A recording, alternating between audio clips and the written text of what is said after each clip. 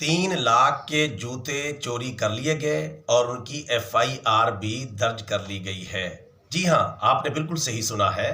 پاکستان کے شہر ٹیکسلا کے اندر 3 لاکھ کے جوتے چوری کیے گئے اور پولیس نے اب ان کی FIR بھی درج کر لی ہے۔ اس خبر کی تفصیل مقامی میڈیا کے مطابق کچھ اس طرح ہے کہ ٹیکسلا کے سروس ایریا کے اندر ایک مقامی مسجد میں ایک نمازی نماز پڑھنے کے لیے رکا، جس کے پاس مہنگے برانڈ کے برانڈڈ جوتے تھے جن کی قیمت 3 لاکھ روپے تھی۔ وہ جوتے اپنے باہر رکھ کے نماز پڑھنے کے لیے مسجد میں چلا گیا۔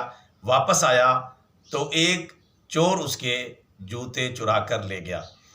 CCTV کیمراز میں دیکھا جا سکتا ہے کہ وہ چور لگژری کار میں آیا، یعنی امیر ترین چور تھا، دولت مند چور تھا، اور لگژری کار میں آیا، مہنگی کار اور گاڑی میں آیا اور جوتے چرا کر لے گیا۔ شہری نے ان جوتوں کے چوری ہونے پر FIR درج کروا دی ہے۔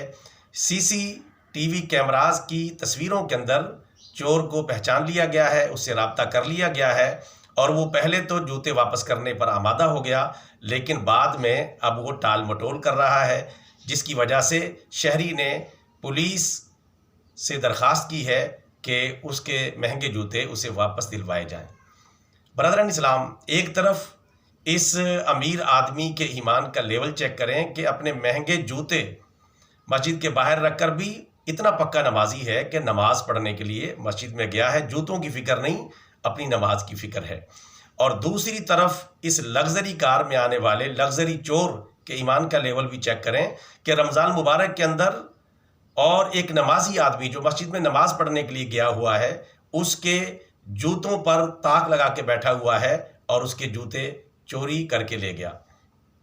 ایک طرف مسلمان کے ایمان کا لیول چیک کریں کہ وہ کس درجے ایمان میں پکا ہے کہ اپنی نماز کی فکر ہے، مہنگے جوتوں کی فکر نہیں، اور دوسری طرف چور کے ایمان کا لیول چیک کریں کہ رمضان مبارک کے اندر ایک نمازی کے جوتے چوری کرنے کی جسارت کر رہا ہے۔ اللہ تعالیٰ مسلمانوں کے حال پر رحم فرمائے۔ یہاں ایمان بھی اعلیٰ لیول کا ہے اور بے ایمانی بھی اعلیٰ لیول کی ہے، لیکن انشاءاللہ اگر ملک میں اسلامی نظام نافذ کر دیا جائے تو پھر انشاءاللہ سب جگہ ایمان کا لیول بہتر نظر آئے گا اور ہر طرف جرائم کا خاتمہ ہوگا، اور انشاءاللہ العزیز اسلامی نظام کی برکات سے پورا ملک مالا مال ہو جائے گا۔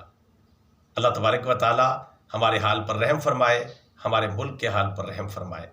بطور صدقہ جاریہ channel subscribe, video like and share. جزاک اللہ خیرہ۔